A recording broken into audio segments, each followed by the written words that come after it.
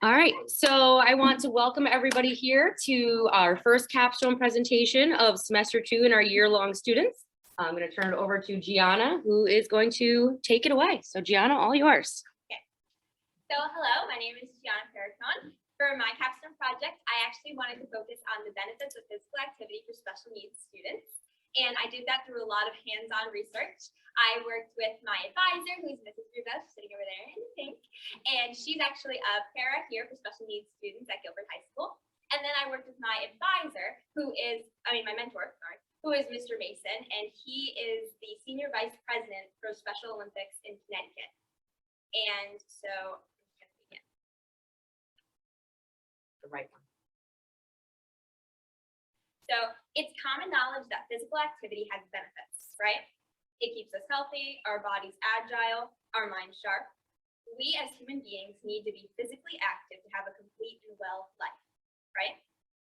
Okay, well, if that's true, then why did it take so long for this to be made a priority for persons with intellectual disabilities? Hint the key word in that, persons. People with disabilities are human beings, which is something that can be easily forgotten when special needs persons are bullied and ostracized for a disability that they cannot control. For my capstone project, I researched the important benefits that physical activity has on persons with disabilities, how it affects their moods, capabilities, and overall attitudes. I paid especially close attention to the Unified Sports Program, which our town actively participates in. So this project was a lot of hands-on research. I spent time with special needs students here at Guilford High School daily, and I conducted interviews with special needs persons outside of this building. This capstone project is everything that I've learned from that research, and I hope you all enjoy it as much as I did. Treatment of special needs individuals throughout history.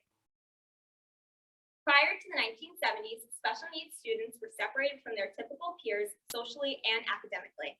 Classrooms weren't considered to be inclusive, similar to how they are today, until the passing of the Rehabilitation Act of 1973 and the Individuals with Disabilities Education Act, otherwise known as IDEA. Instead of being involved in classrooms and treated as the human beings that they are, many special needs children and adults were confined to institutions. Here, they were barely given the attention necessary for survival, never mind what was necessary for them to further their education. They were subjected to painful experiments that scientists claimed to believe would cure them of their disability. These experiments never had any helpful consequences and are now looked back upon as acts of torture. Many of the patients that underwent these experiments died. Scientists treated these people as though they had no opinions, rights, or sense of awareness. For example, if a scientist felt strong feelings of dislike toward a disabled person, they might have them sterilized against their will, so that they might not be able to reproduce children like them. Senator Robert Kennedy visited Willowbrook in 1965, where the horrific truths of the institution's conditions were unveiled. Kennedy reported that the Willowbrook patients were living in filth and dirt, their clothing in rags, in rooms less comfortable and cheerful than the cages that we put animals in a zoo. The state of New York responded to these claims with the promise of a 5-year plan that was supposed to aid in the improvement of Willowbrook. But this was only said to appease the national uproar that had been made because of Kennedy's publicized findings. Willowbrook improved only for a short period of time before reverting back to its old ways until a lawsuit was filed in 1972. The case was settled in 1975, and new standards of care were legally required. However, Willowbrook wasn't officially considered to be lawful and safe until its closure. 1.8 million special needs children were being denied an education from their public school systems prior to the 1970s. For example, in 1970, U.S. schools educated only 1 in 5 with disabilities, and many states had laws excluding certain students, including children who were deaf, blind, emotionally disturbed, or had an intellectual disability, according to the U.S. Department of Education.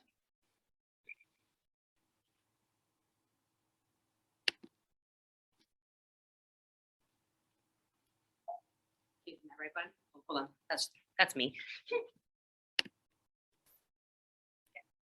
By 2019, since the passing of these acts that are on your screen, more than 7.8 million special needs children have become involved with their schools. By 2019, 64% of special needs children in the United States were enrolled in school for at least 80% of the regular school day. So the image on this slide is of a protest for the Rehabilitation Act of 1973.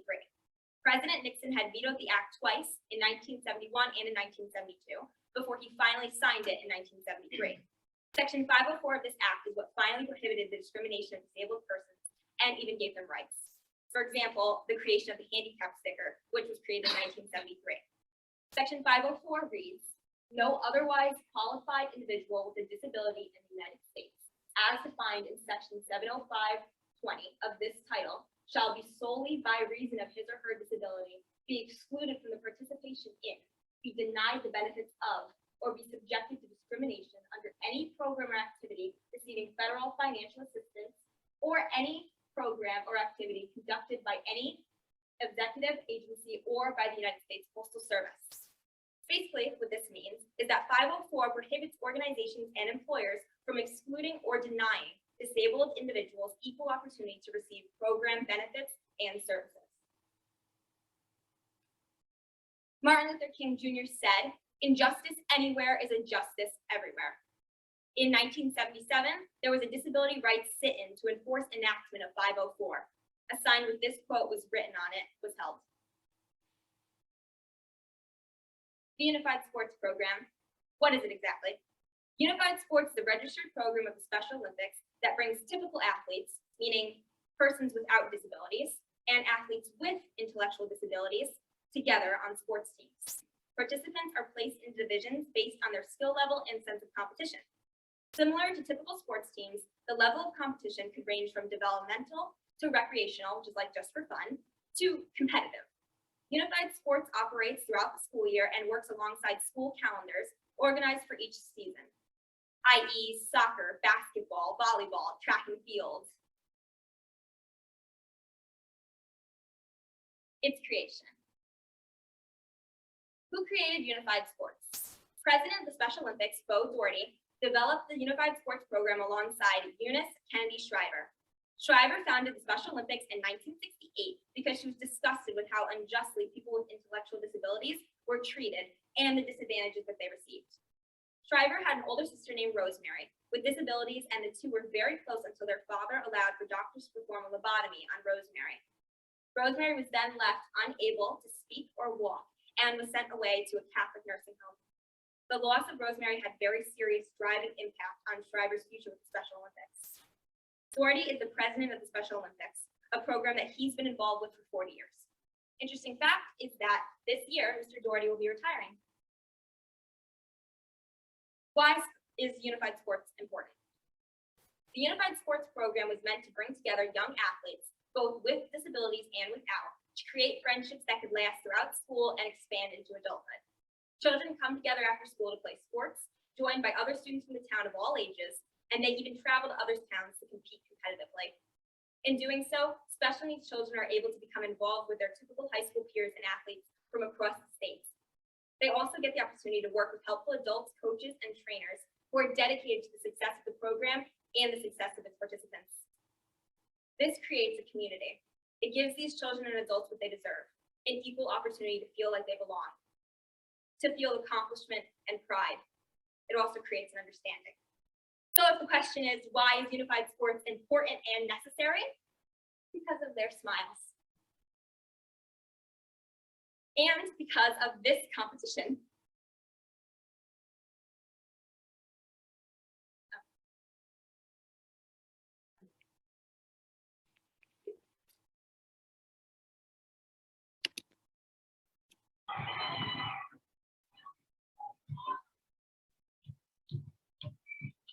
Way to go!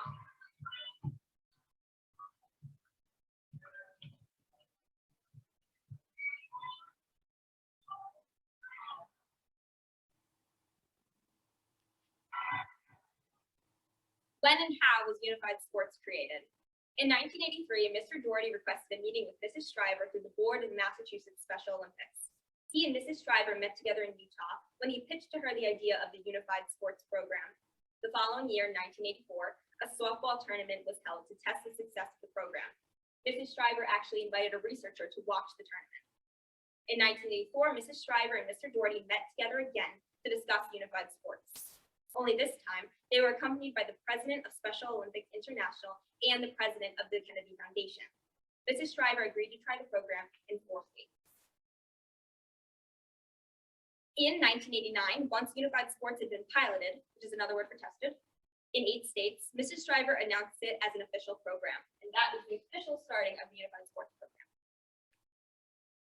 Unified sports in the USA. Coming to Connecticut. Before the early 1990s, the Special Olympics program, started by Mrs. Shriver, consisted of mostly adult athletes. In an attempt to spread their message of inclusion, Special Olympics connected with the Connecticut Interscholastic Athletic Conference to bring unified sports to Connecticut in 1992. Every public and parochial school is welcome to participate. Today, 95% of Connecticut's public high schools are working with the unified sports program, with more than 9,500 athletes and partners, and 287 schools. In addition to Connecticut's high schools, 76 middle schools are also involved with unified sports. The rest of the country. The Unified Sports Program is involved with more than 4,500 elementary, middle, and high schools around the country. Also, more than 215 colleges and universities have Special Olympics college clubs on campus, and 73 of that 215 are involved with unified sports. Unified sports around the world. Internationally, about 1.42 million people around the world partake in unified sports. 21 countries currently, but according to Mr. Mason, my advisor, that number will soon increase to 45 within the upcoming 18 months. So that's 21 to 45 countries within 18 months.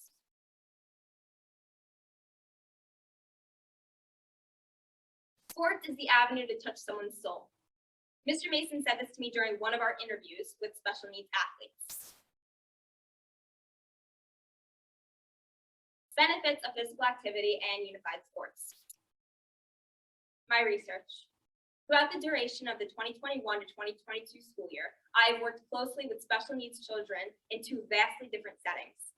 Art class, where everyone was sat for most classes and following along with weekly designated artistic activities, whether that be sculpting, drawing, painting. The students were able to explore their own creative outlet and find what interests them and what they're good at. The other class was physical education, which was a lot more freeing and was where the children had more of a choice about what they wanted to do. Truthfully, as long as they were doing some kind of physical activity and exercise, the possibilities were endless. We would take walks around the school, indoors and outdoors, depending on the weather. We would play basketball, which is a sport that our athletes are very familiar with because they play at Unified, ping pong, and much more. This was a very beneficial experience for my capstone project because I was able to see firsthand the dramatic changes that would happen in these children's personalities, depending on which class we were in. Some students, for example, were closed off in art, quiet, shy, not participating much. Later that same day during PE, they would have completely different outlooks. They would be laughing, smiling, running around, happy. I interviewed 3 students from Guilford High School, all of whom are involved in the Unified Sports Program. I met with them individually, asked them a series of questions, and recorded their responses. I also interviewed 3 high school graduates, who I was able to get in contact with because of my mentor, Mr. Mason, through the Special Olympics program. These graduates are also and have been for years involved in the Unified Sports Program. I asked the graduates the same questions as the students to be able to see the difference in their responses based on age, personality, and what little I knew of their personal backgrounds. So I actually have the 3 interviews that I did with the adults and the 3 interviews that I did with the child athletes. And I'll read you some of what the interviews were like. It was all yes or no formatted because some children have and some adults have different levels of communication that they want to give me. So I wanted them to just be able to say yes or no if they wanted to just say yes or no. But I also gave them room to expand. Like there's lines and some of them wrote more thorough answers. So they're here for if you guys want to read them when I'm done. But so here are some questions. Do you enjoy playing sports? Do you like your coaches, athletes, and teammates at Unified Sports? Would you ever want to be a coach yourself? Was or is high school fun for you, depending on who I was interviewing, whether it be a graduate or a current high school student? Did or does going to PE make you more excited for Unified? Have you made new friends at Unified? Does it make your day better when you play sports? Do you look forward to seeing your coaches and your friends at Unified? Do you feel proud of yourself when you play sports? And do you like when people cheer for you when you play sports? All of these interviews, despite each interviewee being very different from the next, had similar impacts on my project because unified sports had such wonderful impacts on them as athletes.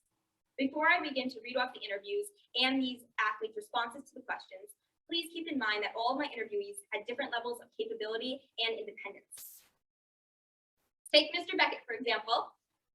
He is 27 years old and an alumni from Guilford High School.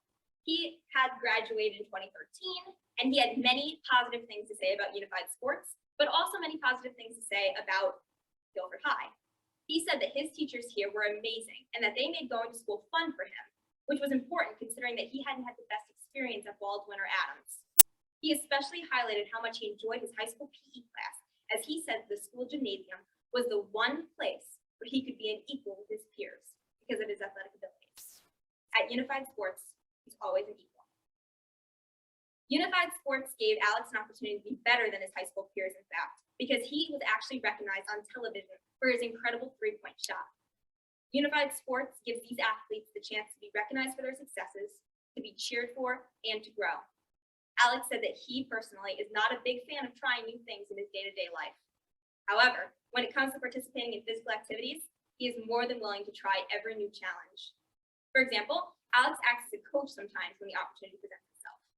Alex actually loves Unified Sports so much that he's even a part of it in Unified Sports Florida, which, because his family lives in Florida half the year and in Connecticut half the year, he wanted to join Unified Sports in Florida because he missed all his friends here in Connecticut.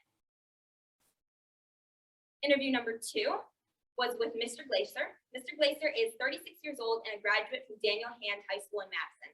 He loves all kinds of activities that can, as he puts it, shut off his mind and let him concentrate on something physical. Brett, who plays sports for a Middletown team, says that team sports create a bond among its athletes that is unmatchable by any other organization. He says that he thinks of his teammates like family. However, he didn't have a favorable experience at school. He was bullied, treated differently, ostracized. He was excluded from physical activities and his school sports teams. Today, he has 6 gold medals for tennis with Special Olympics. In high school, he wasn't even able to play for the JV tennis team. Brett was able to overcome disappointments such as these throughout his life because of his love and dedication to tennis. For example, he hates competition because he gets stressed and anxious, similar to how he felt in high school when he was surrounded by unsupportive peers. Yet he competes because of his love for the sport. In fact, he goes from town to town encouraging fellow athletes to do what they love and to work hard.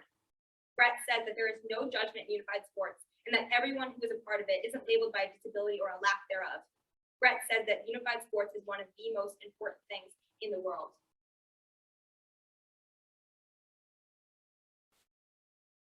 Interview number 3 was with Jake.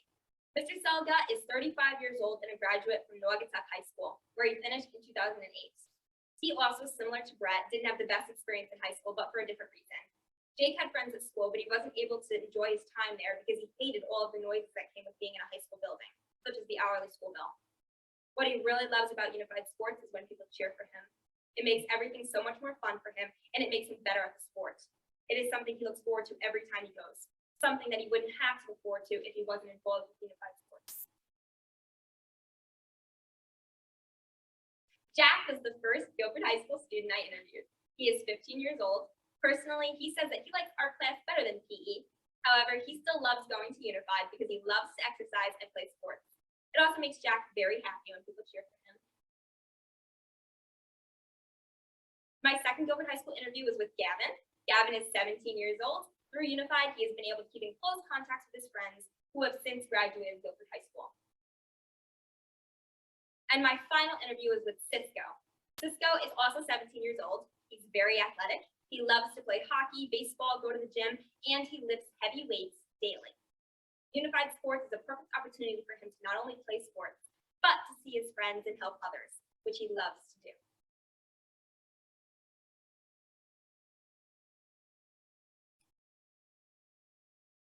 Common themes and opinions. This slide is just to recap some common themes that I saw about the benefits of physical activity for special needs persons while I was conducting these interviews. Every athlete said that they made friends at Unified Sports. Every athlete said that they like playing sports. Every athlete said that they like their coaches, athletes, and teammates at Unified Sports. Every athlete said that it makes their day better when they play sports. And all 3 of the adult athletes that I had interviewed agreed that Unified Sports is an important program that creates good opportunities and relationships for its athletes, and that it teaches useful lessons that every person should have an opportunity to learn, disability or not. Art class. Aside from conducting those interviews, I also worked with special needs Guilford High School students daily during art and PE classes. There were a few students whom I worked with closely, developing close relationships that I'm going to hold dear to me for the rest of my life. One of whom was with Jake. Jake is very quiet during art class, both verbally and expressively. It's easy for him to become distracted during art because he simply isn't interested in the class or activities. To put it plainly, he's bored. Most of the time, he will often just sit and color. When I try to ask him to do something else, I often have to repeat myself multiple times before he will participate. He just doesn't seem to have the interest to get involved with art class.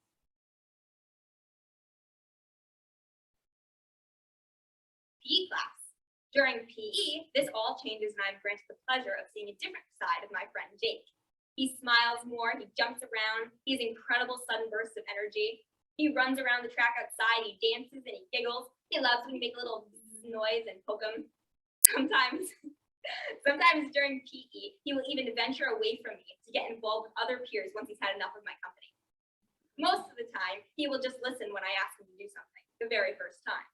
Overall, he just seems happier to be in and participate in PE class compared to participating in art. So here's some examples of Jake's very happy mood during PE class. Here's him running around the track.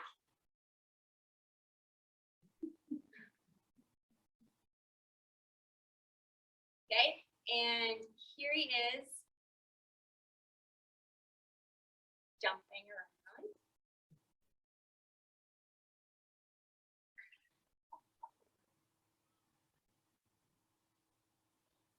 I'll take it on my cell phone. And here he is playing with some of his other friends.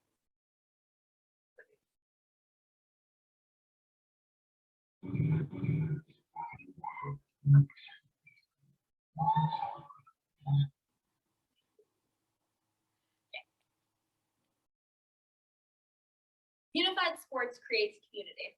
As many of the athletes that I interviewed said, they think of their fellow athletes and teammates as family.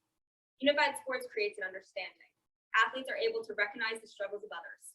For example, my second interviewee, Brett, takes aside members of his team that have worse disabilities than himself and gives them private tennis lessons so that they can feel more included and on par with the rest of the team. Everyone who partakes in Unified is simply just a person, a fact that the program reminds them of, and they carry that reminder with them into their daily lives. They're able to be more confident, braver, bolder. Unified teaches its participants to see one another for what they are in a world that lets attributes distract them from the fact that a person sitting across from them is a fellow human being, not someone to pick apart or to make fun of. I chose this as the topic for my capstone project because I wanted to bring awareness to the struggles that persons with disabilities have, and because I wanted to learn about it all more myself. Thanks to the help of not only my mentor and advisor, but also the Unified Sports athletes themselves, I was able to have all of my questions answered through firsthand experience. This capstone project was better for me than any journal article or Google search could have ever been. If you have any questions about anything that I said during the presentation, feel free to ask. Or if you have a free Tuesday afternoon, feel free to stop here at Guilford High School and you can come see them in the gym. Okay. If you believe in yourself, hard work pays off. Brett said this to me during our interview, and I felt that it was really inspirational to me and my project here. I can only imagine how inspired the athletes that he meets with must feel after he talks to them. Unified Sports has helped participants grow so much and become incredible adults. When I say that, I don't just mean the athletes. I mean the coaches and the partners as well. This was a fact reinforced to me by everyone I have talked to about the program, and now I hope to reinforce that to all of you.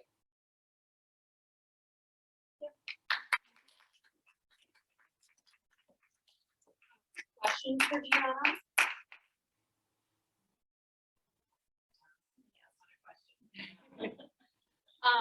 So amazing job, Gianna. Really lovely presentation.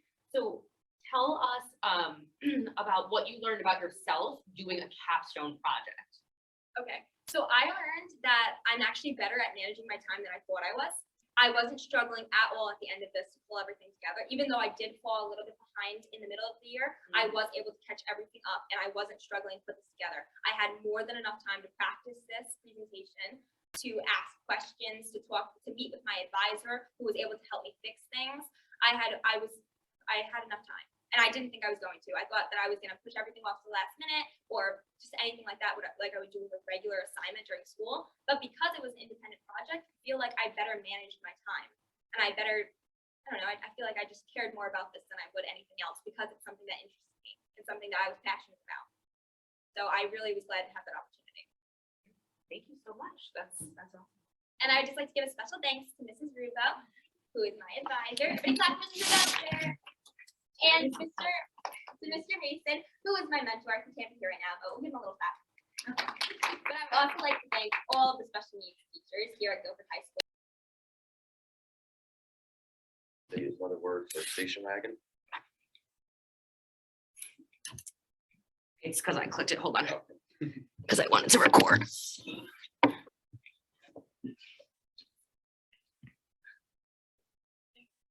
Is that the first slide? Yes, sir. Okay. All right. So a little bit about why I chose this project. I wanted to do something nice for my mom because all she does for me. So throughout my years in school, especially high school, she supported me along with my father. Supported me no matter what. So I wanted to repay her by doing something very nice with a very personal touch. It's easy to buy a bouquet of flowers, but it's kind of hard to buy a car and fix it all up and do it right. So that's what I wanted to do. And some positives on the project: it's a very beautiful car. It's increasing in value, so it'll be something that she can have for a long time, and it's worth something beyond giving it to her. Also, parts are easy to come by and they're very affordable, so it wasn't too costly. Pointed at the computer. Oh yeah. It's just a little slow. All right, so the search. I was able to find this car in Facebook Marketplace along with a few others, and it was very difficult to find one that kind of met my sort of requirements. It needed to be affordable, needed to be something I could work on, that was sort of within reason. It couldn't be all destroyed and rotted out and stuff. And it had to be something that was reasonably close because I didn't want to drive across the country just to get some car. So I eventually found this one. I messaged the guy, he got right back to me. We kind of went back and forth on the price a little bit, and I drove to Massachusetts to go and get it. Took about most of the day since the 4 tires were flat and it didn't run. So we had to hire a towing company to pull it up on the trailer. So just a little bit of specs on the vehicle. So up there is the VIN number. So if you look down on the line here and you can kind of decode it, you can see that it's a wagon. It's a 5-door body. There's the engine specs. It was originally built in Sweden and then exported to the US. Has a 4-speed manual transmission, left-hand drive. It was built in 1964. And then just some information on the right about the paint. So it's color number 67-1. Which is formulated by a special chemical company that worked with Volvo in Sweden to paint their cars these interesting shades. Some cars were built in Canada, and around 9,600 cars were built in 1964.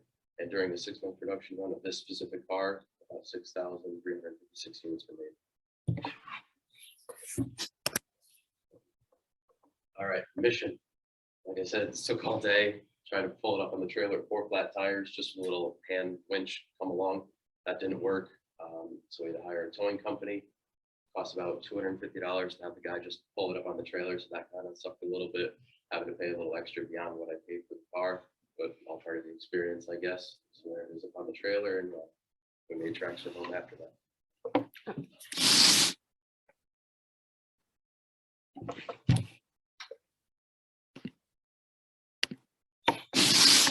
Just a little bit of backstory on the car.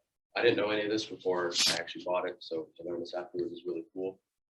So it was owned and driven by a woman named Edith Bradley. She was an elementary school teacher. She taught English. I think it was the 4th grade instead. And she actually bought the car new and ordered it from Volvo through Boston Cambridge Volvo dealer, which was about 50 miles up the road from her, from where she lived. And she bought it from there, ordered it with whatever options she wanted, and it got delivered to her house on a trailer with 0 miles on the odometer. So it's a brand new car with plastic on the seats. So we preferred 64. Drove it about 221,000 miles before it was parked in the garage the last time in 1986. Her son drove the car, he smashed it and everything.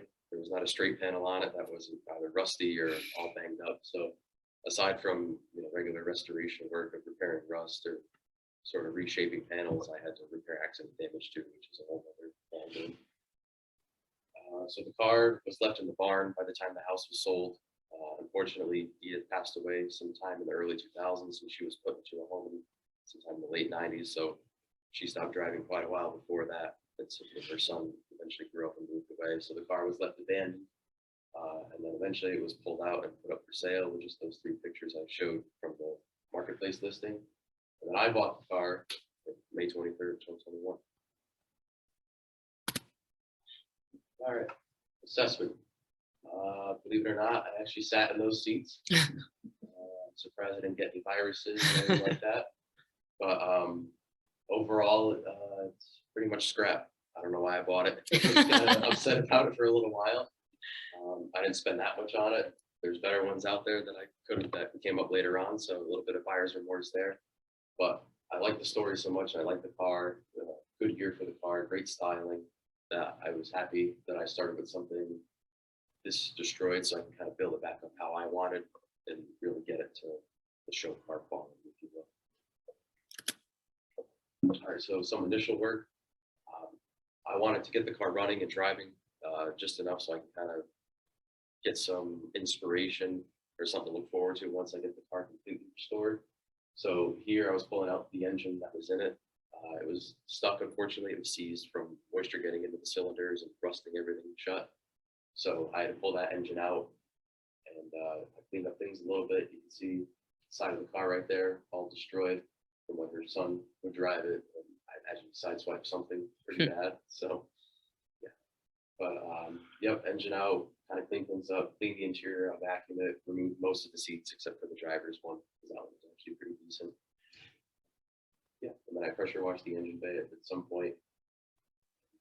Did a lot of work to it just to kind of clean it up and really see what I had to work with. So here's a little more initial work. So here's the seats all stripped out of it.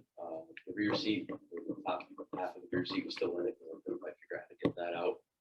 There were some little spring-loaded clips that I had to push in, and they were seized up, so I was soaking a little bit of WD-40 before I tried to pry on it. Up here, the floor pan was rotted out. This car had rubber mats, and unfortunately, when water or moisture gets under a rubber mat, it kind of just stays there and doesn't really dry.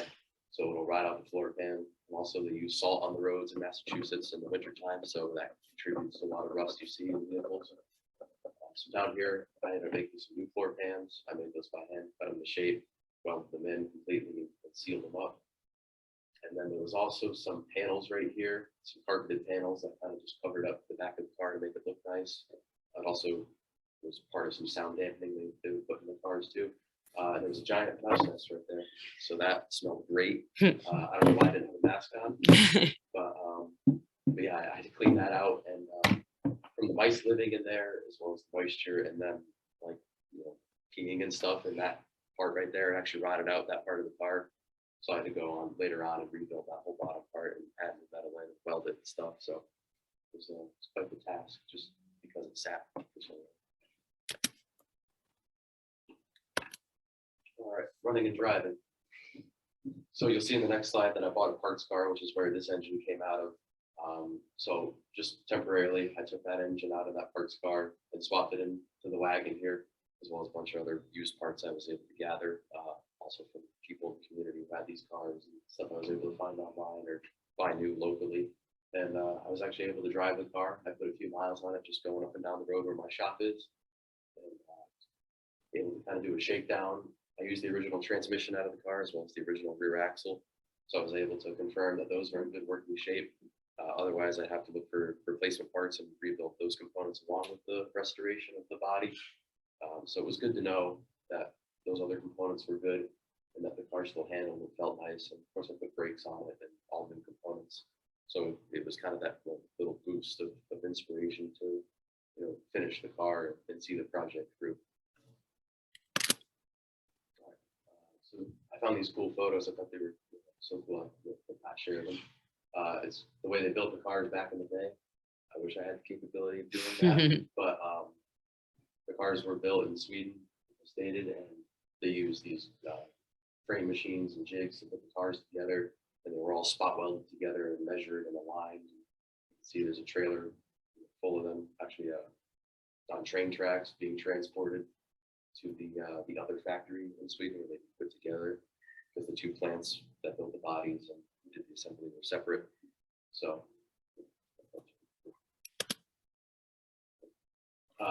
so here's when I started the body work.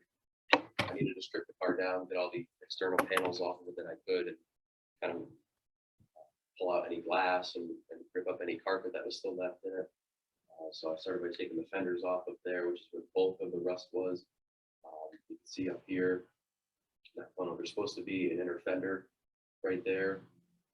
And you might have saw it in the last photo, but it's supposed to be what provides support to the fenders that are laying on the ground here.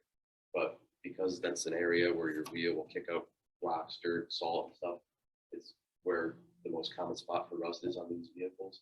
So it's usually a pretty well-known repair on these cars, as well as the rocker panels down here, which is of course right behind the tire, right in front of the tire, as well as the bottoms of the doors, where any moisture can get in the bottom of the door and sit there.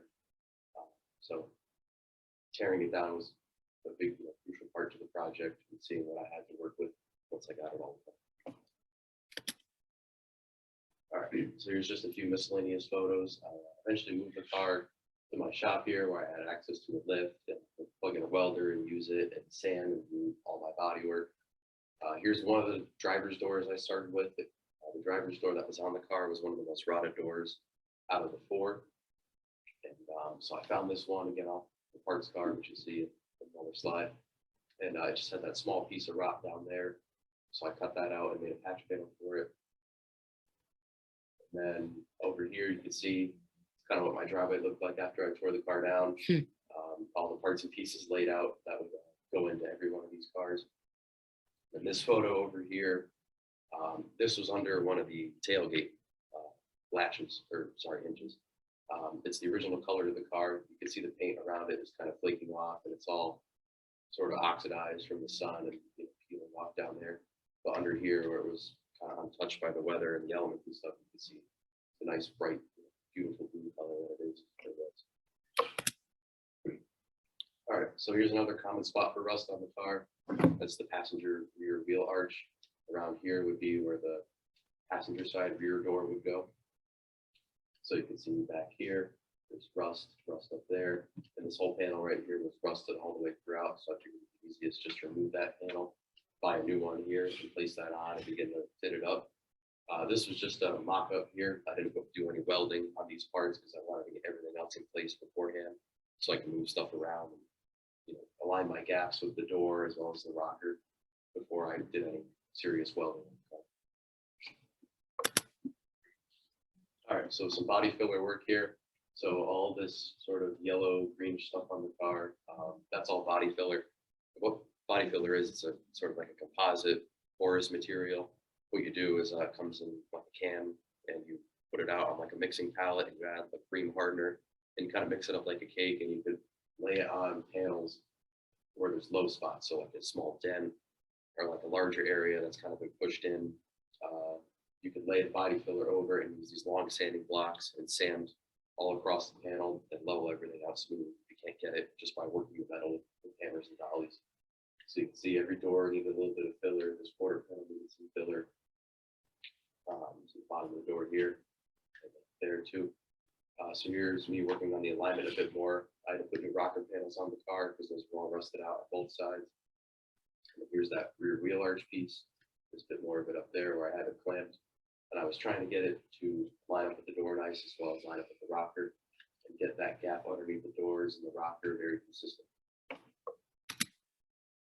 All right, so rust and sheet metal repair. So here's just a quick little 6-step sort of explanation to doing sheet metal repair. So if you have a rusted area, say in any sort of metal, it could be a car, it could be a bucket, if you have a metal bucket or something.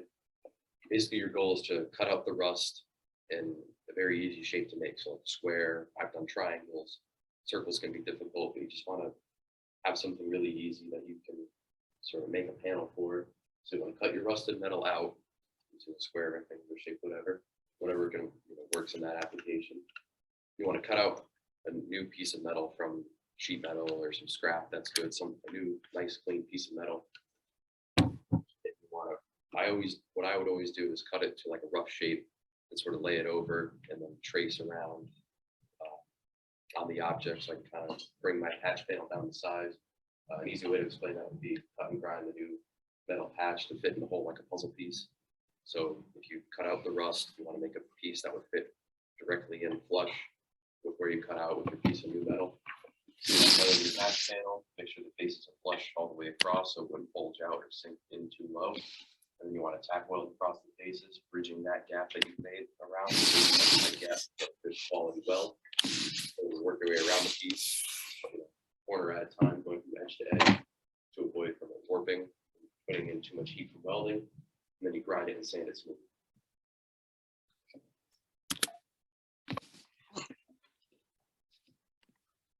So here's a bit more of that. So you can see up here, this was that quarter panel that I was talking about before, where the mice have gotten in, they made a home out of it, and eventually then living in there ate away at the bottom of it. So I started out with patch panels that I made. You can see I just tacked them in, very rough looking. Stuff is way longer than it should be. Left it long on purpose so I can trim it back later. It's easier to take away metal than it is to add it. And then up here, I did a full weld on it, all the way end to end. It went all the way around, kept it cool. I was doing it to avoid warping because it is rather thin metal on some of these larger areas. So I ground it down with like a 36 grit pad just to knock it all down, make sure it's smooth. And then I feathered it out with 80 grit to blend it all in. So if you go from there to there, it's quite the difference. Looks like it's been there all along. All right. So eventually I got the car up on some stands here. And then I was able to kind of get it at a better workable height. I had to replace the door jamb on the driver's side because the old one that was down here had gotten sideswiped, so it was all bent out of shape and too busted up to use. And I figured that if I tried to work that out and get it to where it should be, I'd probably experience metal fatigue, which is when you take like a coat hanger wire or something and you keep bending it or a paper clip, and eventually it just snaps.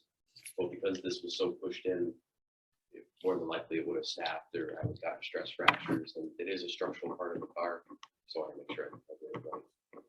So I took this piece off of the donor car. I cut it way more than I needed to off the other car and trimmed it back later. Eventually made it fit. This one here. So you can see my door gap there is nice and consistent. I put that door on so I can align it better. And I eventually welded that all in, welded it in at the bottom and ground it all smooth. So here's my final fit on the rocker panel to the door. This is the passenger side of the car. So my gaps right here, nice and consistent, nice and parallel as they go down. And this gap is consistent between these two doors, and my wheel arch gap is consistent with these two gaps here. That's what you want. So got a new hood here. The one that was on the car was too beat up to use. It was dented, it was rusted a little bit. And because that metal is so thin, when it gets dented, it stretches out a little. So when you try and push it back, you get kind of like a tin can effect. So you either have to cut out that metal and replace it, or you have to find a new hood, which is what I did here. I tried using the hood off of the other parts car that I had purchased, but that one too was also pretty badly rusted and needed a lot more work than the other one would have. So eventually I found this one online. The guy was actually local to me, so I drove about 45 minutes to go pick it up. And so here's the before picture, and here's the after. I stripped down the bare metal like I did every other panel on the car, and that allowed me to see what I was working with, because generally old panels like this are full of body filler and usually are pretty poor repairs at that. So you want to just sort of eliminate any guesswork in the panels you have and just start with a nice clean base here. All right, so here's some new doors. So there's the stack of doors that I've gone through to find one that I actually like. This one was too rusted. The one that I showed you before, that is all stripped down. It just needs that little area. That needed a lot more body filler that I wanted to put into the panel. So I decided not to use it. And the one behind it was the one that was on the car way before I ever owned it. And that one's all smashed up from the accident. That also happened. Door jamb got hit, my rear door got hit. So here's the door that I'm using now. It's in much better shape. It's pretty rust free. It's got a couple dents here and there, but I'm able to knock them out and use it. And then I had to find a new driver's rear door. The one in that first picture that was all smashed up and then part of the accident along this whole side. I had to drive to New Hampshire to get that one. Really clean door, pretty dent free, no filler in it. And it lined up pretty nice with that door jamb up with it. So I was really driver's side rocker panel and wheel arch. So again, I put in a rocker panel on this side as well because of the rust. And this side needed a wheel arch as well. I vice gripped the rocker panel on there just to get my initial alignment again before I did all my final welding. Then I used this little like plastic stir stick to kind of get my gap similar to what's up here, sort of down here. And then I can kind of bend the rest of the panel, manipulate it to match the rest of the gaps, and then just kind of do any fine tuning I need to later on. All right. So after a few months of it being on those stands, elevated in the air, I eventually got the car back on the ground, made sure my alignment on my doors and rockers were still good. Because usually when you have a car up in the air, it can flex, it can move depending on how good its structure is. This car is a unibody car, and what that means is all the frame rails and stuff like that are all like an integral part of the car. This car doesn't have a frame technically. It's not something you can take off. You hear the term frame off restoration, and I guess you could say this technically is, but there's no frame that is removable. It's all one solid unit. So I double checked my alignment on everything up there. I had to replace the inner fenders here, as I spoke about earlier, as well as the little cowl panels there on the side that also get rotted out. Again, there's the right behind the wheel. And then I had fenders and a nose cone that I collected off parts cars, as well as that hood I spoke about earlier. And then I got my alignment all set on those. So there's a nice gap there, and everything lines up front. And then here's some final fitment. So as you saw in the other slide, get this alignment just right. So I made sure this lined out took this down here. And it was all consistent all the way through. And then this gap right here is consistent as well. And then my rocker is good. So here, what you're looking at is the battery box on the firewall. Generally, battery boxes in old cars will rot out because the battery will sit in there for a long time and leak out a little bit. And the battery acid that's in those batteries will eat away at this tray. It's also perfect shelf for rainwater and stuff to sit right on, so it'll likely rot those out. So in this picture down here, this was me mocking it up. I made that one from scratch. I cut some sheet metal into nice square shapes, took measurements of the old one, took measurements of the space that it sits in, and then I welded it in up here, ground it all smooth, rounded the edges over a little bit, made it nice and tight so I could just put in a little seam sealer, which is like a waterproof caulking for cars. And that'll seal out any moisture and make sure it won't rot out again. All right, prime time. So here's the car. The paint booth at the place I work is actually next door to my shop, so it works out nice. Just plasticking the car off on the inside just so any overspray while I was priming the car wouldn't lay down on the floor, because I did brush on a rust encapsulating coating on that floor, so just to kind of keep it nice for a little while at least, I laid that plastic down. And then I also taped over the wheels, so I wouldn't get any moisture on that.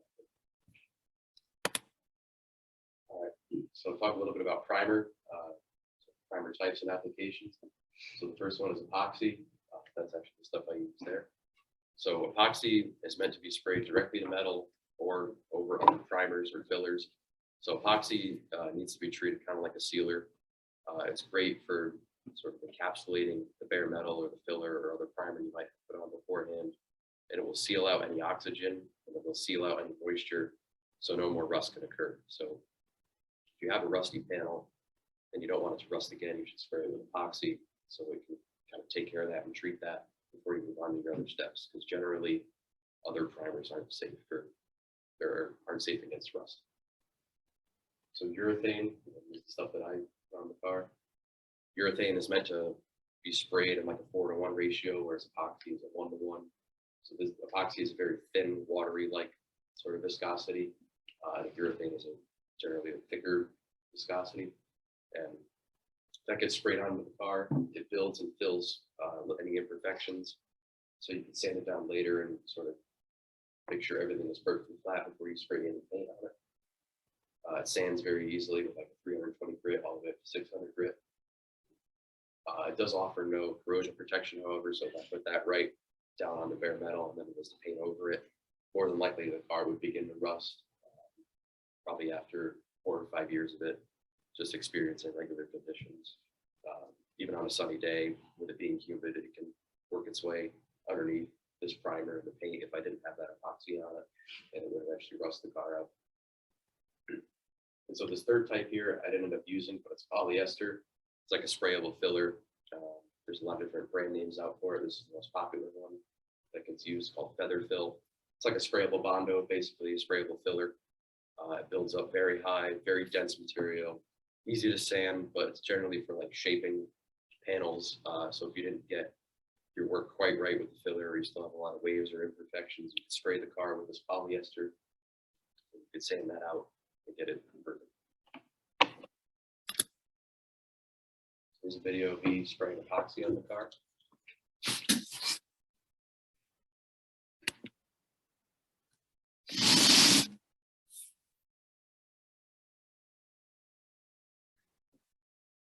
I'd like to thank my mom for taking the video.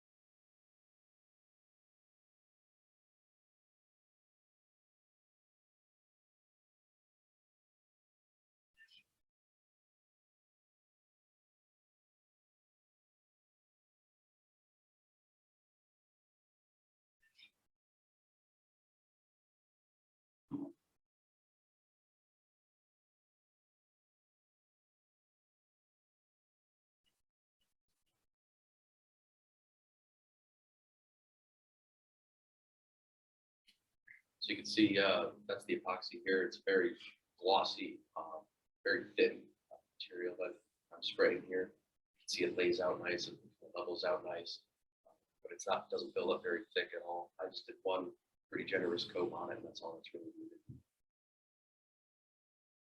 So I'm going around here, I'm spraying all my jams first.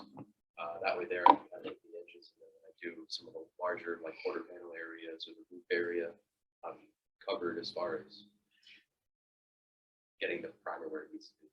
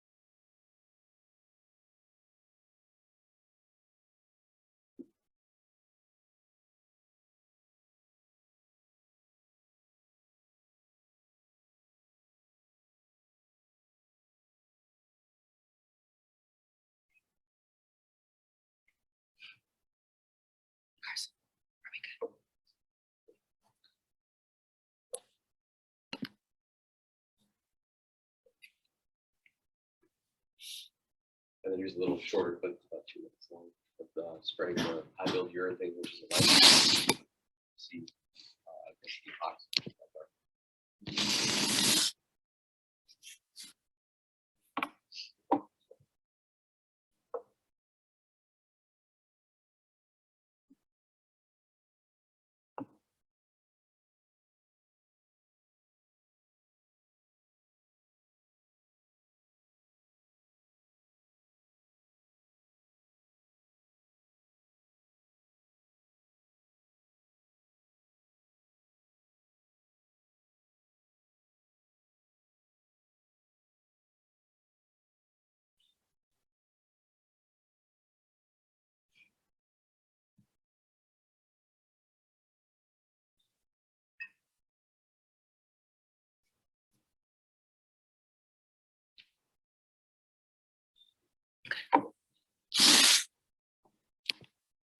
So it'll probably take about 3 hours to get all the primer on the car.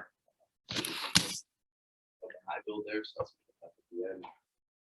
Put about 3 coats on the roof, on the quarter panels, and then the door jambs.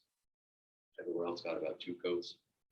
Just because it really doesn't matter too much about the engine bay or sort of inside these other areas, but I want to make sure I got everything covered. All right, so I put this together just for fun. How much did this cost? Just kind of did a pretty general assessment of what it cost. And then at the bottom here, I paid somebody to do it, and so much I'd be looking to pay there, so saved quite a bit of money. Excuse me. So here's some acknowledgements. These are people who helped me throughout the project, how significant and insignificant the help was, sort of, you know, how much they contributed. Every amount they did contribute was helpful to me in some way. Any one of these people I could talk to, and they would either be there to help out with parts, information, motivation. So I couldn't have done it without these people. I'm very grateful for everyone that I know and everyone that's helped me throughout this process. So, yeah. The last slide. Yep.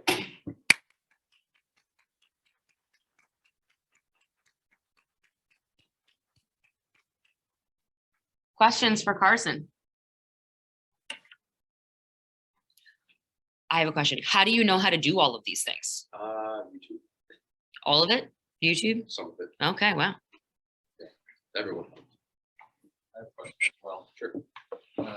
Why this car in particular? Yes, it's one that my mom has always wanted. She loves the classic European style of cars, so a number of years ago, she decided she wanted one of those, so I looked for a long time. And I really like the station wagon styling, and they are a bit more of a rare car than, say, just the basic sedan style. So, And where are you at with the car today? So sorry. Sorry, Joe, go ahead. If you're gonna do this again, is there a simpler car you? I mean, this one's it was pretty simple to do. I was able to find most everything that I needed to put the car back together. As far as starting with something a little nicer, something not as rotted out or anything like that, that would be ideal, because I did spend a lot of time, fixing sheet metal and repairing it, welding and cutting, to make sure everything was as good as it can be. Definitely very time consuming, so it would have been more ideal to start out with a cleaner example of one of these cars, but I'm glad I'm where I'm at with it today.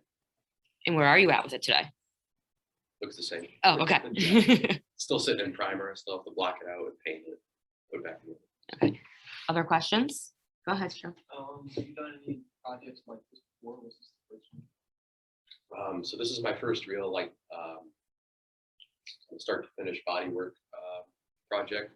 I've done other projects. Some of you might know I have a 65 International Scout, the orange truck in the parking lot. That was my first big mechanical rebuild on a car. And then I've also built other cars, both at my job or at my various jobs, as well as on my personal time, helping out friends and whatnot. So I had a lot of experience beforehand, and then along with the help of my advisors and mentors and other people, I was able to pull this one. No, this is just going to be my hobby. Some hobby, huh? But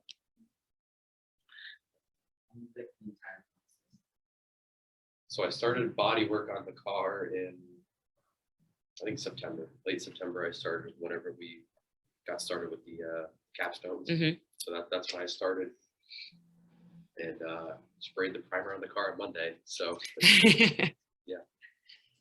Oh, there's tremendous amount of work there. You listen to 230 hours, I'm sure that's very conservative. Yeah, especially when you're going home every day and working on something.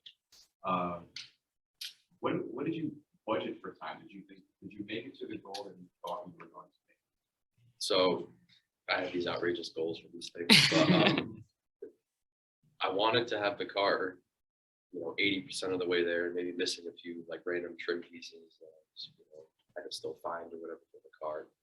I was hoping to get it like 80% of the way there, enough to drive it to my senior prom. But I decided I want to take my time with it. It's not really worth it to rush something like that. So I had hopes of the car being primed, where it is now back in February. But, life gets in the way sometimes and you realize what's more important. So better to take your time. What did you learn about yourself as a learner doing this capstone project?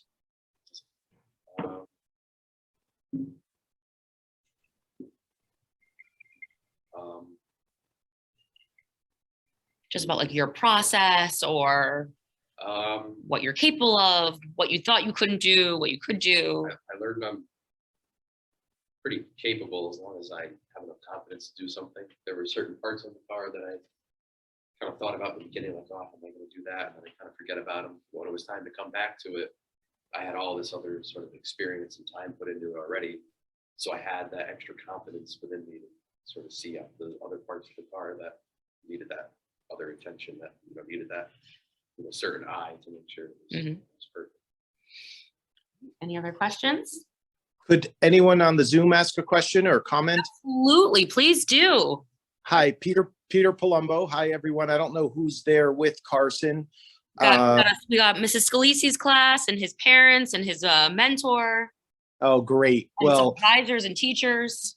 Oh, great. Well, I think one of the big pieces for this, knowing Carson, is he made all of these relationships along the way to be able to use a location, use a piece of equipment, borrow something, find something, go get something. And I just find even more than his natural intelligence and mechanical ability and how he takes it from his mind to his hands, I even just find that portion of it even more amazing, that nothing stopped him from asking someone, hey, could you help me with this? Or could you show me how to do this? Or could I borrow this?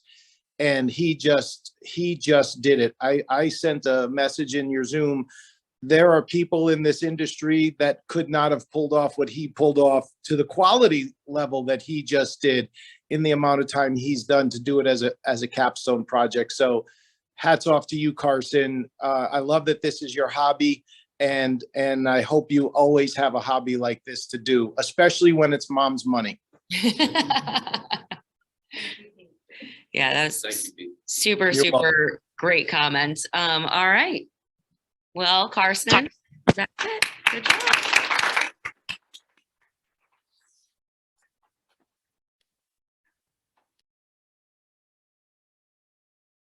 Okay. All right, go ahead. All right. So I picked my topic to do this project on how exercise benefits mental health. The intro to this is mental health illnesses in the United States, or just to give you a gist of like a quick background on mental health illnesses in the United States are unfortunately very common. 1 in every 5 US adults live with a mental illness. Over 50 million adults in the US alone live with mental health problems or a mental illness. Rising numbers for younger citizens aged 6 through 17 also struggle with treatable mental health disorders, which is nearly 8 million kids, and a percentage that keeps rising as that number was from a few years ago.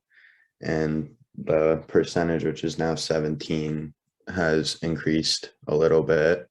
With so many speculations and questions regarding the important issue, we tend to ask ourselves, how can I begin to feel better? Or what can I do to detach myself from like this disorder feeling or illness?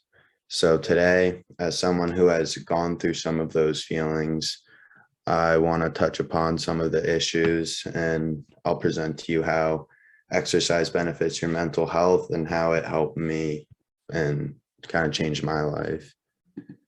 So start by understanding it. Mental illness, also called mental health disorders, refers to a wide range of mental health conditions disorders that affect your mood, thinking, and behavior. Examples of mental illnesses that you might be familiar with include depression, anxiety disorders, schizophrenia, eating disorders, and addictive behaviors, along with more that I could have listed. These disorders can make everything you do in your life difficult, whether it's simply getting out of bed, eating a meal, doing your schoolwork, etc. The list goes on. Living this way is extremely difficult for most people, and oftentimes it's hard for them to kind of like explain how they're feeling or like why like they're reacting or doing certain things. Here are some following symptoms that a person may have if they have an illness or a disorder. The list includes feeling sad or down, confused thinking or reduced ability to concentrate, excessive fears or worries, extreme feeling of guilt, extreme mood changes of highs and lows, withdrawal from friends and activities, significant tiredness, low energy or problem sleeping, detachment from reality, delusions, paranoia, hallucinations, inability to cope with daily problems or stress, trouble understanding and relating to situations and to people, problems with alcohol, maybe drug use, major changes in eating habits, your sex drive changes, and excessive anger, hostility, or violence, which is having any of these symptoms can make it extremely difficult for someone to do their daily activities, which is why it is a problem. Here I just used a graphic on common physical health problems, not just mental health problems, but physical health problems that people can get from a mental illness.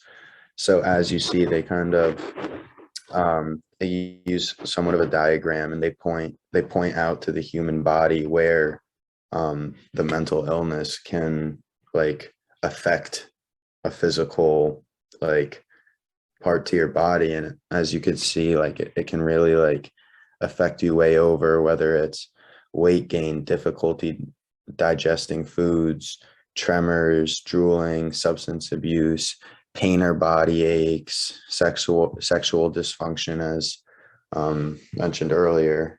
And then now for this, part of my project, I also wanted to incorporate my own story about how I kind of dealt through these problems.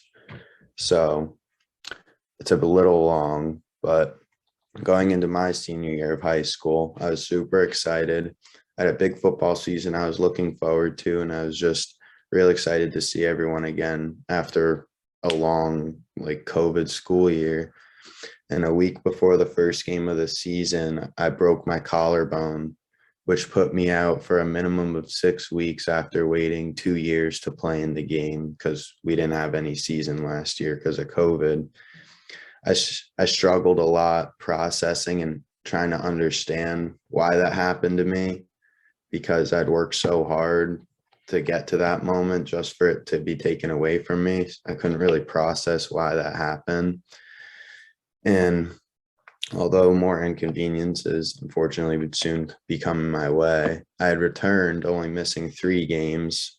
Thankfully, we had a couple bye weeks, and I was super excited to be back out. I was super happy to finally just like feel like I was living like my normal life. And that was quickly kind of interrupted, as I said in there, with around 4 games left of the season. I started noticing a gradual pain in my right knee. I didn't think much of it at the time, so I continued to play. I played through it, essentially making it worse. I played through, it got worse and worse to the point where I was barely able to walk after it continuously got gradual. And I had soon found out that I'd actually torn my meniscus after shortly returning to play. And I just decided to finish the season regardless of my knee, which essentially made it worse, which led to me needing knee surgery right after the season. And after the season with my knee surgery is where I kind of mentally took a huge decline. And because basically once I got that knee surgery, I couldn't do anything, like all the senior fun stuff, going to all those fun games. I couldn't do it, couldn't hang out with my friends. I was just sitting basically either in my chair or my bed for a month doing nothing, couldn't work out. And like found myself earlier, I was asking, why is this happening to me? Like, I should be out enjoying my senior year with all my friends. Like, why is this all happening to me now? And after a little while, I was able to return to some normal activities, but it just wasn't the same. Due to missing so much school, I had developed a lot of anxiety over my schoolwork. I started getting a lot of things, and that kind of branched out, and I started getting anxiety through other things. I was curious as if my friends would still want to hang out with me and do normal stuff because I couldn't do stuff. Started getting worried about sports next year, if I'd even be able to play. A ton of stuff, and my worries and anxiety, like I said, began to stem out, making everything more challenging. I started getting panic attacks. I'd never be able to fall asleep at night. Mood swings. I had a lot of trouble trying to get to school, and I had no idea what to do with myself or really where to start. And around this time is when I was finally able to start doing physical training again, like through doctor's rules. So I decided I would go back and start working out with the football team, even though I graduated. And as you can, I'll talk about it more in the rest of the presentation, but that's really where exercise helped me and like really picked me up from kind of a little dark area in my time. And then how I began to improve was getting back into the weight room with all my coaches and friends was easily the biggest step forward for me and starting to feel better. I started feeling more motivated, happier, and was seeing great improvements mentally and physically. And it was also the people that I was surrounded by in the gym, just being able to talk to my friends and like kind of like almost forgetting about everything that was else that I was going through and that was going on. It was nice for just an hour or two today to talk with my friends, work out, and make myself feel better. And aside from this, it's also meeting with 2 therapists and frequently talking with my mom. And my mom, who's actually my mentor for this project, also really helped me get me back on my feet. She deals with patients and people with mental disorders every single day. She works, manages hospice homes and retirement homes.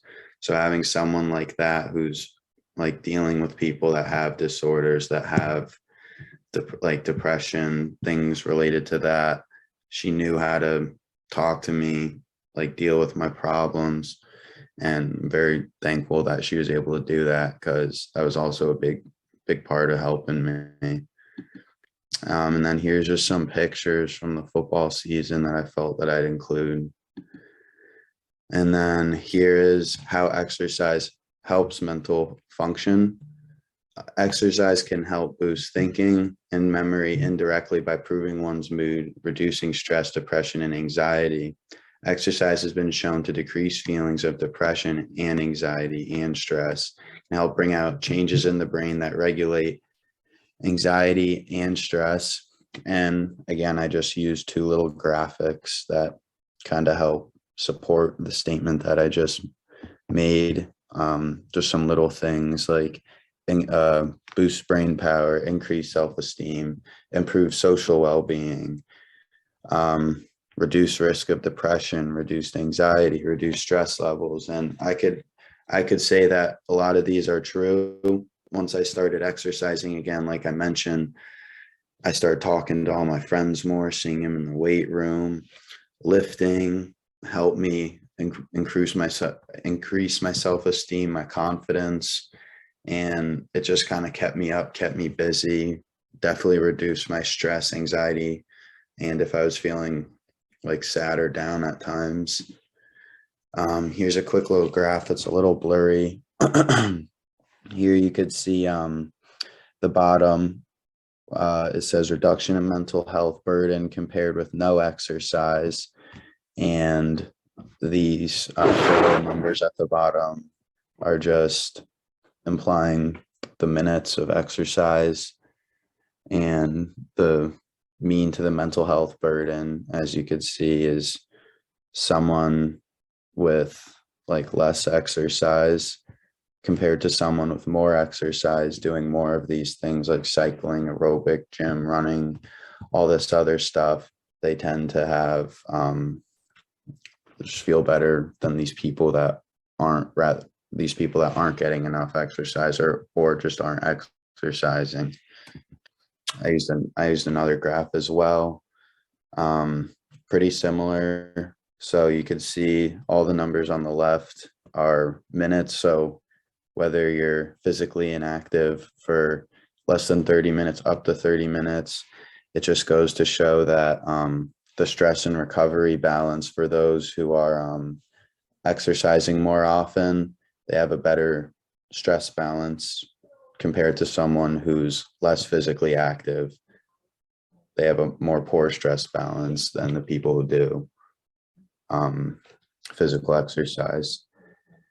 Now more about the project, some steps to completion. I knew when I had picked this topic, I wanted to incorporate a lot of personal encounters and interactions that I had with people.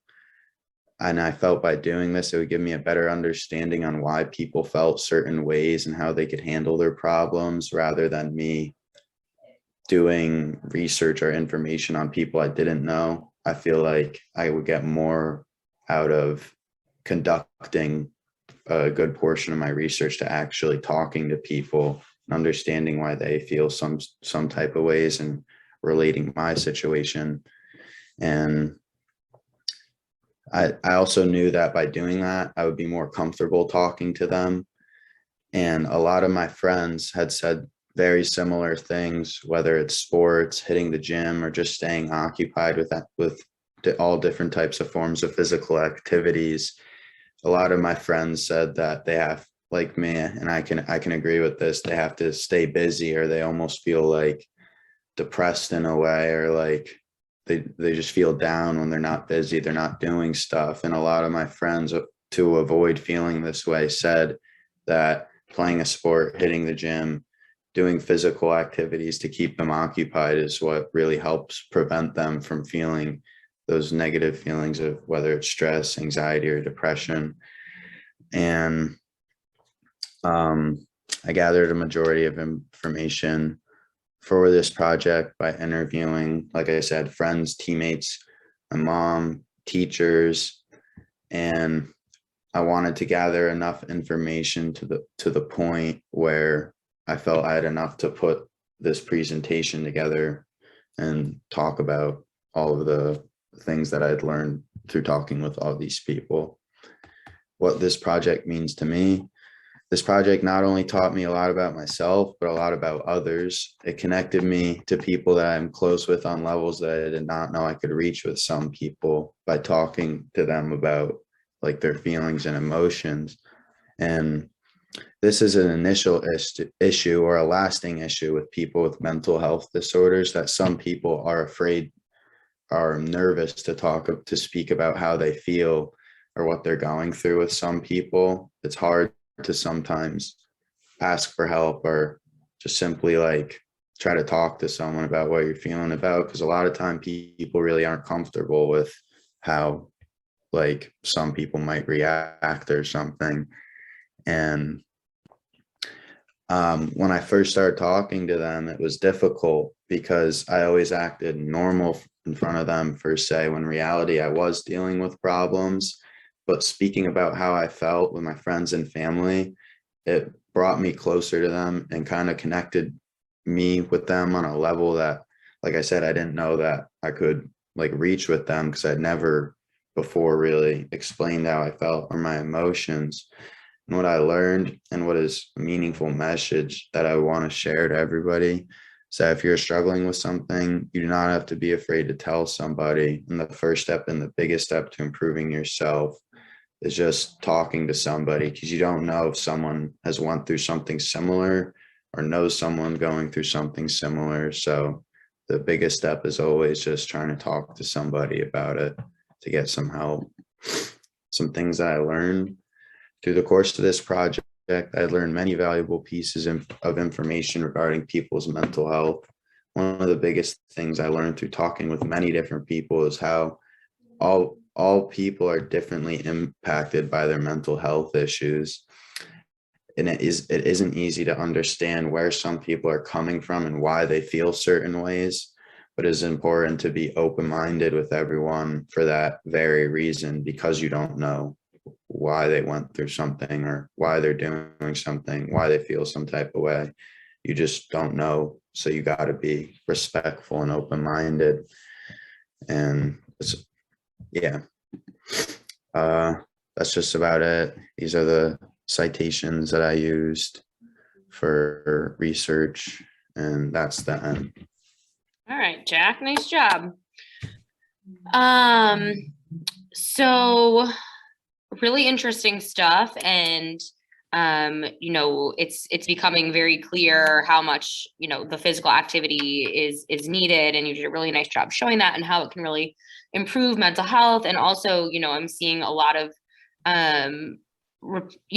people, another presentation was done too. And a lot of their, negative feelings all came with like injury, and how injury really is a setback. So I think that's an interesting trend.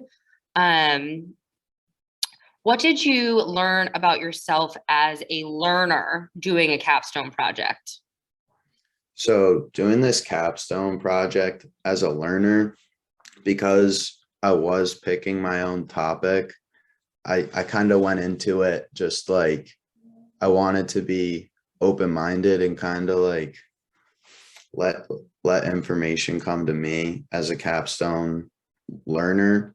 I felt that one sec.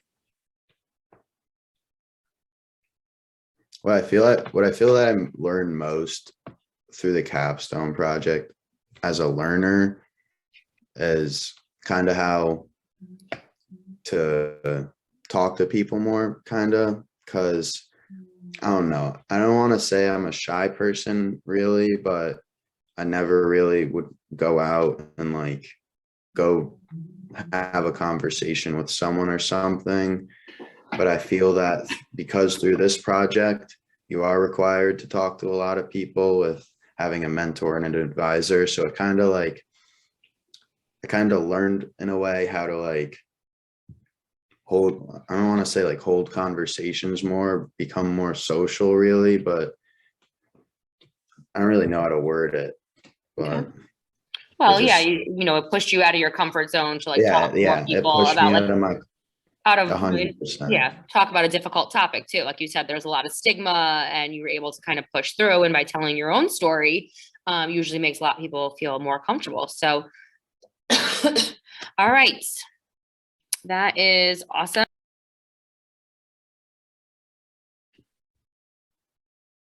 Hello, everyone, and welcome to Rebecca Patrizio's capstone presentation. I am Mrs. Scalisi, and I am the capstone coordinator, and I am going to turn it over to Rebecca. So Rebecca, take it away. Hi, I'm Rebecca. So this year I decided to do a full year capstone project, and my main focus was on diagnostic radiology. So I'm excited to talk a little bit about that. There we go. So choosing this topic, first and foremost, I've always been interested in the science field, and I thought it'd be a great way to begin getting involved, seeing some kind of career outside of school. And my mentor, Dr. Salvatore, has really helped me throughout this process, and I will talk a little bit about her because she's really the main person who helped me with my project and taught me everything I know about this topic. So a little bit about her. She's a radiologist at Columbia University Medical Center in New York City, and she specializes in the areas like of the chest. So she's more of a chest area radiologist. So she's currently doing some amazing research on pulmonary fibrosis and also a lot of research on breast cancer, which is what we mainly talked about. Full disclosure, I have known her for my whole life.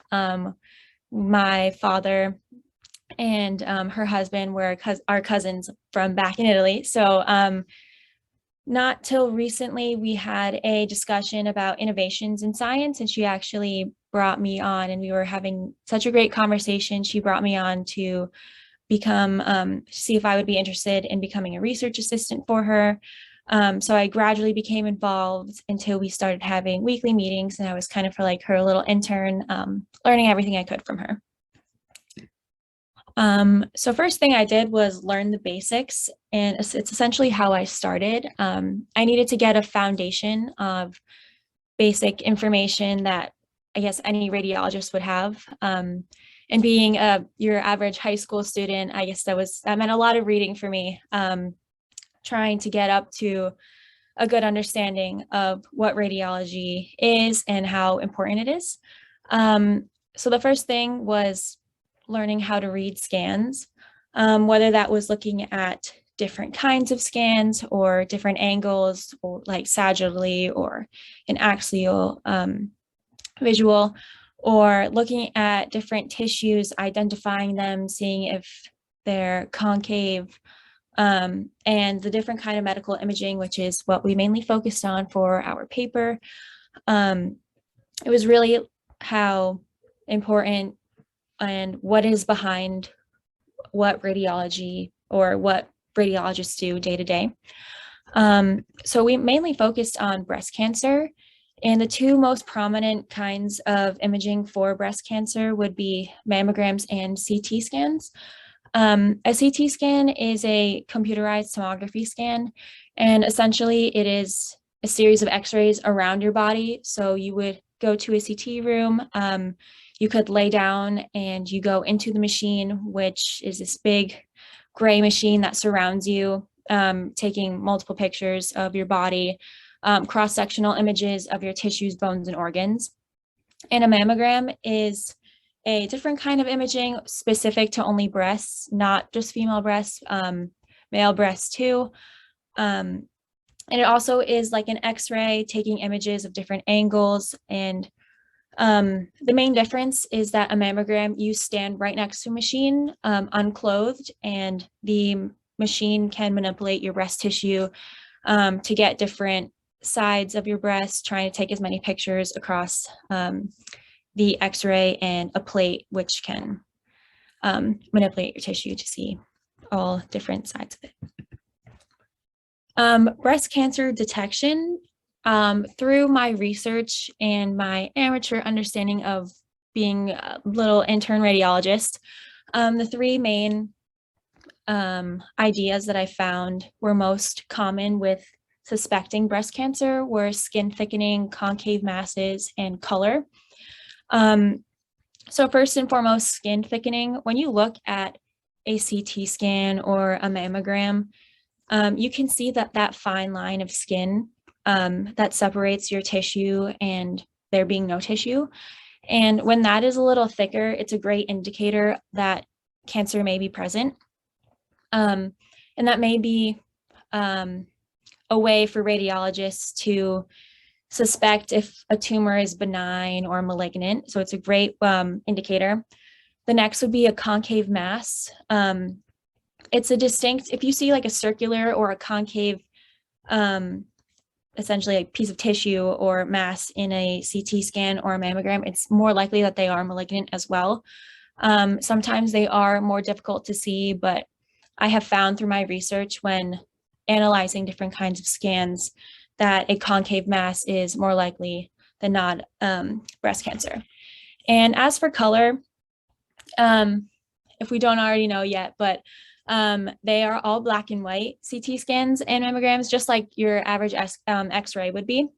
So if there's more of a focused white color on a mammogram, it could be a great indicator of cancer as well. That could also be a met or a tumor. And on a CT scan, there's more of a white to lighter gray color, which could also be a sign of cancer. The white, more focused spot on a mammogram, however, it's more visual. It really catches your eye as the mammogram has a more lighter gray scale. So I will also show you guys some pictures of that just to have a better idea. Sorry, take a sip of water. A normal chest CT scan and a normal mammogram. So these are two, not of the same patient. So I'm not sure if you can see my mouse. Okay, awesome. So just a little background. So this on the left is a CT scan. And right in the center here, we have our heart. These two bean looking shapes are the lungs. And this would be the vertebrae surrounding our ribs, the sternum. And a very important thing to note is that it's like inverted, it's switched. So this would be the right breast and this is the left breast. So this is our outline of the skin. Looks pretty normal, good thing. It is a normal chest CT scan. These little gray areas, more common than not, they're very normal. Women with denser breasts have more of it. And if you see these little white lines, that would also indicate breast parenchyma, which is easy to see on the mammogram.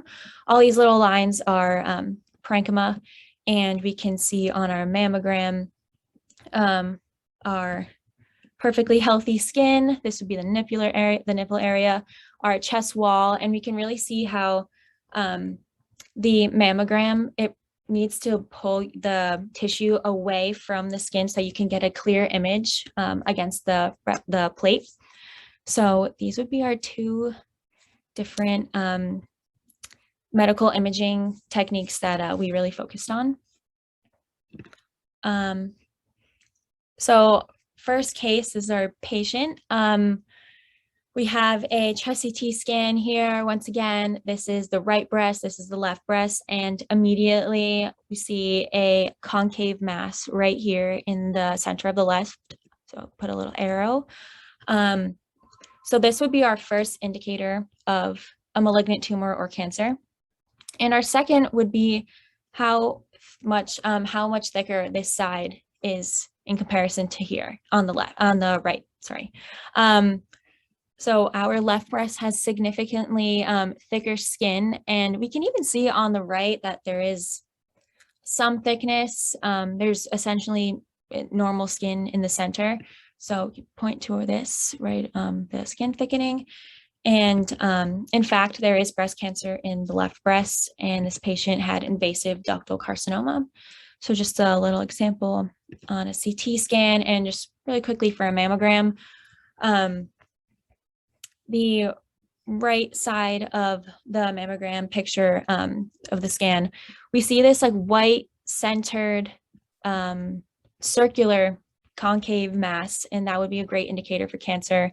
We don't see really much skin thickening on either side. Here's another concave mass, and just a great indicator, I guess I would call it, for cancer. So those were two examples of us diagnosing correctly. And diagnosing correctly have two sides. So we can have a true positive, which is when we think it's cancer and it actually is cancer. We saw the skin thickening, predicted that it was cancer. We were correct about the invasive ductal carcinoma. A true negative would be when we don't think it's cancer and we were correct, it's not cancer. So our next patient, cancer or not cancer. We have a mammogram right about over here. We're seeing some breast parenchyma. There's no one centered white spot that could indicate a concave mass. They're like little circles, but not really sure. We don't have a definite diagnosis. So a little hint, we might diagnose incorrectly here. So a false positive would be when we think it's cancer and it's not cancer. And a false negative would be when we don't think it's cancer and it actually is cancer. So just a quick explanation just to have those separated. A false positive or diagnosing incorrectly is collectively not good. It can be traumatic for the patient having to come in when they don't actually have cancer, or even when you're sending in a patient or you're sending away a patient and you're sending them away with an invasive cancer without them knowing that they actually have a serious illness. So if we go back to our mammogram, with right about this area over here, there is a slight hint of a mass. And with recent technology in radiology, artificial intelligence has been able to help a lot with identifying masses. So this would be an example of where I didn't think it was cancer at first, but it turned out the patient did have cancer. So a great example of a false negative. And in fact, this patient had invasive lobular carcinoma, and this happened to be the right breast.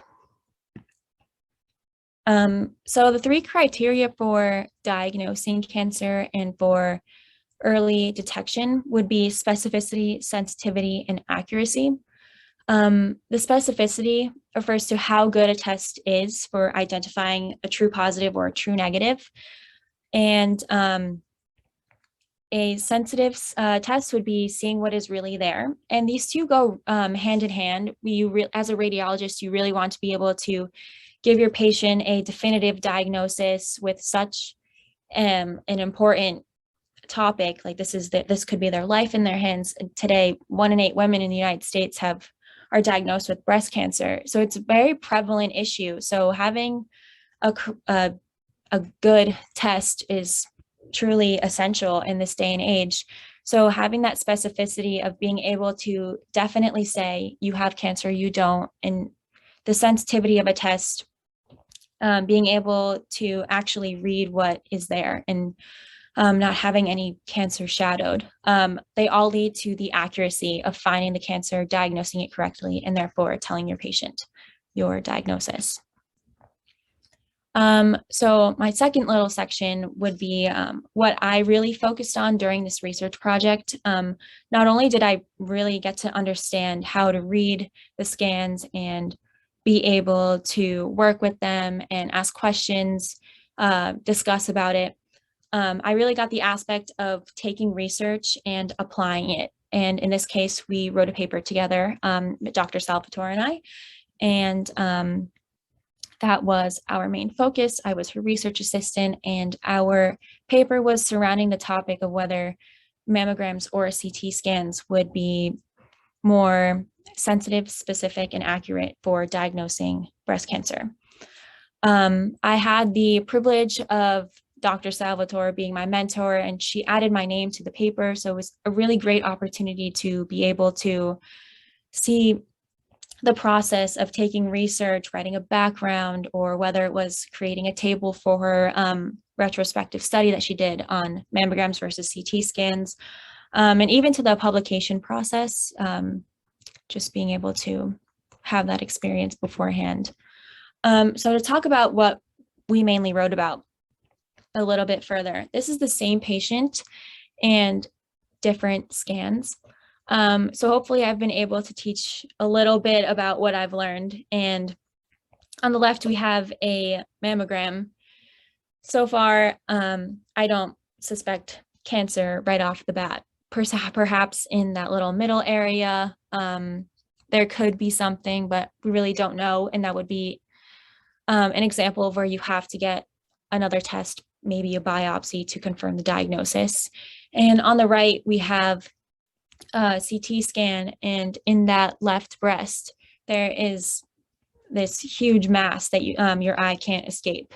So the same patient, more difficult to read on the mammogram, perhaps a little bit easier on the CT scan. And that's what we really focused on whether the norm of having a mammogram after age 40 is truly the correct route that we should be on right now, or whether it's maybe time for a change of going to CT scans. So what I learned from this project, I truly learned the importance of radiology, something that, or an area of study that I really didn't know much about. I thought it seemed like you do the same thing every day. You sit in front of a monitor, you read scans, see if you have cancer or not, and the next patient. But it's truly more than that. And I think it was just an incredible opportunity to be able to explore that. I was also able to see the aspects of being a researcher and what the job entails, like how I mentioned from start to beginning, writing the paper, editing, creating tables, and being able to send it to publication.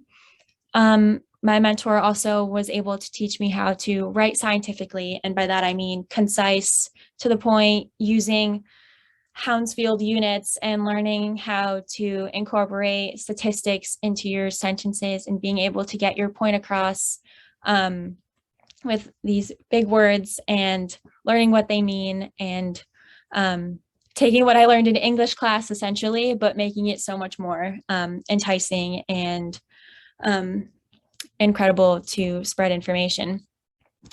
And I also learned how to find interest in something that may seem the same.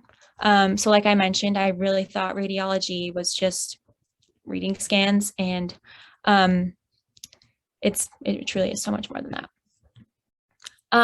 For the capstone process, this was my last section here. I just wanted to talk about the project itself for future students, what worked for me. I did a little research using my research skills now on ways to analyze experiences. So I found this SWOT analysis, just thought I could touch upon it a little bit. So the strengths were included meeting my mentor every week. This allowed me to gradually update my logs for the full year. I really felt like I could be on top of things. And the weaknesses would definitely be juggling between school, extracurriculars, and the research. I wanted to dedicate as much time as I could to the research. I thought it was so current with what with medicine today, and I wanted to dedicate enough time, but not to put too much pressure on it. And at the same time, just having my own schedule and school. Opportunities, doing lots of research was amazing. I learned how to do research effectively, how to apply it, and I think that truly benefited me for my future. And for threats, once again, school, college applications, homework, maybe other commitments, I would say I found it a little bit more difficult in around September, October, maybe a little bit of November, having that extra of college applications. I would say that having a full year capstone though really allowed me to take what I couldn't do in those months. And now that I'm in my college, I've been accepted, I have that stress off my shoulders. Now I have more time to dedicate to this project. So what worked? Weekly meetings with my mentor, huge plus. I can't describe. It was just extremely helpful whenever I needed to know something. She was my teacher, taught me everything. And also having a connection. I know I have that familial connection with her, but just being able to reach out and say, this week won't work for me, unfortunately, when can we reschedule? And the same for her. I felt that I could always go to her for a question, and I didn't hesitate to send her an email or ask if she could help me understand an article I was reading. And furthermore with that, updating my advisor was Bink, or Miss Binkowski. She was super helpful, and she was there when I needed her. I felt that she kept me in place, but she wasn't too overbearing where I would get so stressed out. I found that she was extremely helpful, and I have nothing but good things to say about my experience with her. And especially just not putting too much pressure to get things out by a specific day. I think that was a huge plus, and I did mention that on the analysis, but I'm a huge procrastinator, and I think that really helped. So I guess that leads to what didn't work: putting pressure to get the project done on a certain day, and pushing it off to the last minute. I think taking it little by little really benefited me, and I didn't feel overwhelmed, so much to the point that when I need to do something all on one day, I didn't want to not like the topic anymore. So I think little by little was the way to go. And just a quick timeline to go over briefly. I started my project in September, and by the middle of March, we were already almost finished editing, submitting for publication. And right now we are talking about the lungs a little bit with my mentor, but I really wanted to share the breast cancer research that I did. I think it's truly amazing and it could really benefit the medical field for the future. So thank you to everyone, and not sure there would be any questions, but Yeah, I'd love to open it up for any questions anybody has. You could type it in the chat, or you could just ask Rebecca, unmute and ask her. Rebecca, you answered my big question that I usually ask, which is what you took away from this capstone experience. You answered that so eloquently, and I loved your SWOT analysis. I'm just curious actually what the result was of the paper in brief synopsis. Was it mammograms or CT scans? Is it time to move in a different direction? Yes, absolutely. So we found CT scans were more specific, sensitive, and overall accurate. Basically, the paper had a study with my mentor, Dr. Salvatore, and another doctor at Columbia, and they both, who specializes in mammograms. So they both studied 708 patients with cancer, and they found that they had more true positives and true negatives for the diagnoses found in CT scans than they did in mammograms. So I definitely think it's a new direction. I think it'll cause less pain for all our female patients who have to endure mammograms, and I think it's definitely the way to go. Interesting. And what has been the reception of the paper so far in the medical world? Do you know? I will say it's still out for publication, so we should be hearing back from it for anytime soon if the company wants to take it. Mm-hmm. I did get warned by my mentor though that putting my name on the paper, I could opt out because it's such a serious topic that mammograms should be the norm.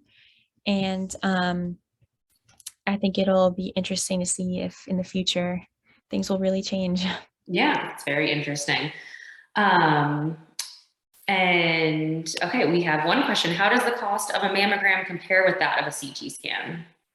Yeah, great question. So as of right now, mammograms are covered by insurance more so than a CT scan. Right now, a CT scan isn't seen as necessary because we have a mammogram. So furthermore to that point, the Affordable Care Act, which was, I believe, released in 2010, it allows for women over the age of 40 to have a free mammogram. However, if you don't have health insurance, you still have to pay a penalty. So a mammogram is not truly free. However, as of right now, a CT scan is still more costly. It really depends on the state. You can find between Florida and versus Connecticut, it could be up from 500 to 5,000, depending on the facility, the location. But I would say right now, since it is the norm, that a mammogram would be less expensive. Rebecca, your knowledge is truly impressive, and what an amazing experience to have worked so closely with someone who's such an expertise at such a great institution. So, and what is this something you are hoping to go into in your future next year? What's next for you, Rebecca? Yeah, I am not sure